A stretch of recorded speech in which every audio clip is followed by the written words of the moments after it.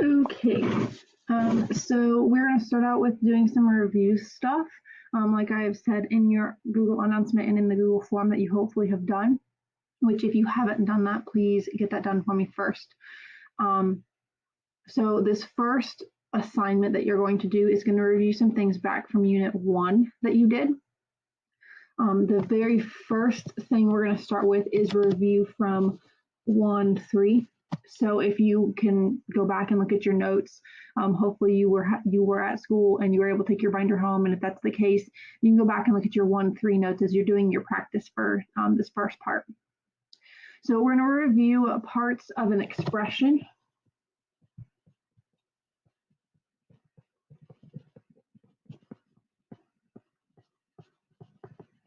I want to remind you that even though this is a review, that you should be copying these notes down so that as you do the IXL and any other assignments that you have throughout this time, that you have notes to look back on. So if you do need to pause this video and go get paper and pencil so you can write stuff down. All right, so parts of an expression. So if we write out an expression such as 2x plus 3y minus 5, that is an expression. 2x plus 3y minus 5 is an expression because there's not an equal sign. With expressions, all you can do is just simplify them. You can distribute, combine like terms, and that's pretty much it. With equations, they have an equal sign, and that's where you can try to find answers for those variables. Okay, so we're going to talk about the different parts of the expression. So our parts, we've got things like terms, constants, coefficients, and variables.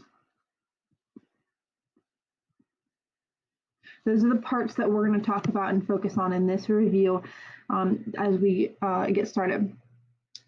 So we've talked about all of these, like I said, back in 1-3, and you've used some of these words or you've heard some of these words as we've continued through the year, and we've noticed that we're lacking some of these review things, so we want to go back and look over these.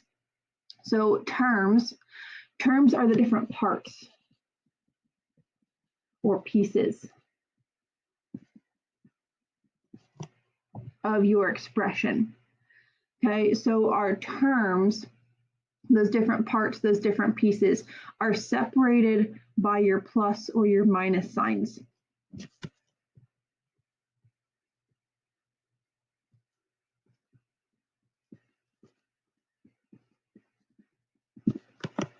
Separated by a plus or minus. Okay, constants are your numbers without variables.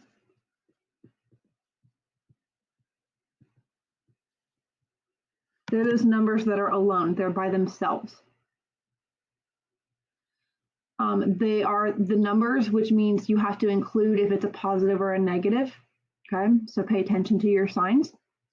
Coefficients are the numbers, we'll say attached to variables.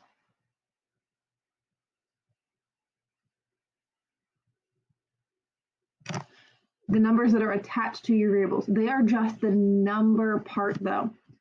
Okay, so coefficients are also numbers, but the difference between a coefficient and a constant is a number that has no variable with it.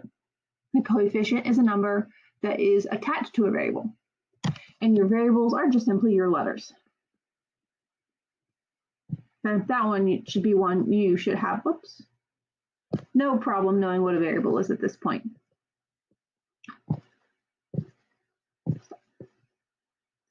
Okay, so let's look at our example we had and let's identify these different parts of our expression.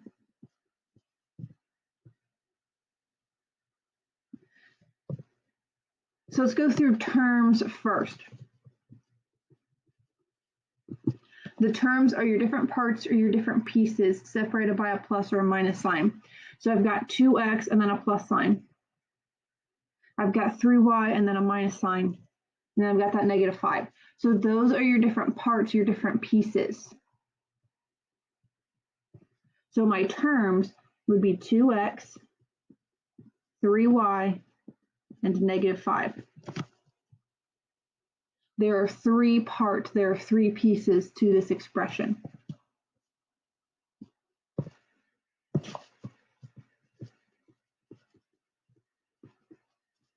Your constants are the numbers without variables. So if we look at that, I've got 3 numbers. I've got 2, 3, and negative 5. Well, which one or ones are the numbers without variables?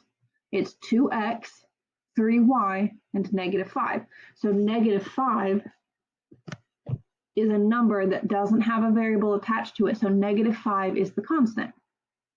Notice that I did put the negative sign with it. It's minus 5, so that's a negative 5.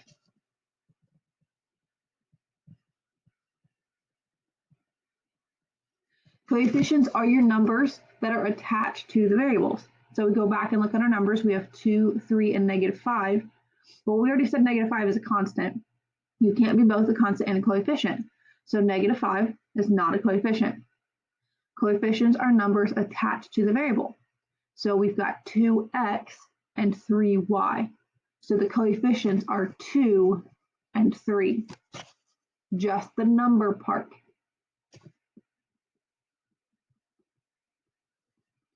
And should be the easy one. What are your variables? Variables are any letters. What letters are in this expression? X and Y.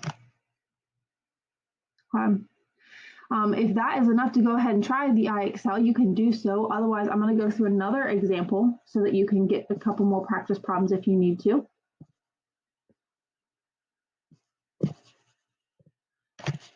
Let's go ahead and say 3m squared plus 2 minus 5n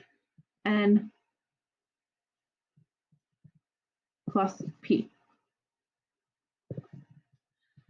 Okay, so our terms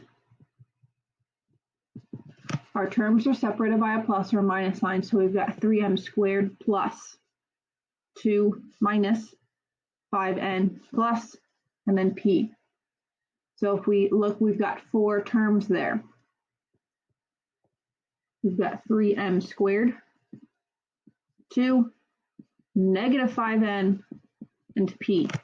Those are your different terms. 3m squared, 2, negative 5n, and p.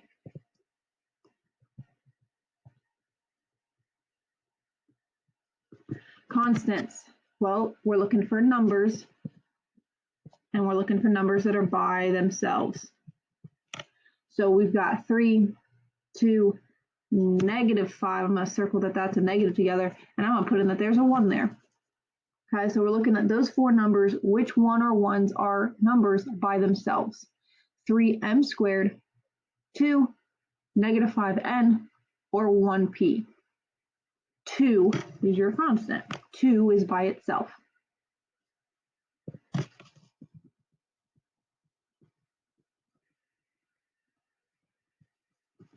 Coefficients, we're looking for the numbers that are in front of a variable. So we've already got that 2 is a constant, so we know that that is not a coefficient. Leaves the other numbers as your coefficients: 3, negative 5, and 1. Don't forget about that 1 there in front of p. Okay, so 3 because it's 3m squared, negative 5 because it's minus 5n, and 1 because it's p, and remember that your imaginary number is 1. And your variables are just your letters. Don't get tripped up with that m squared. The variable is just the letter part of it. So your variables are m, n, and p. Okay.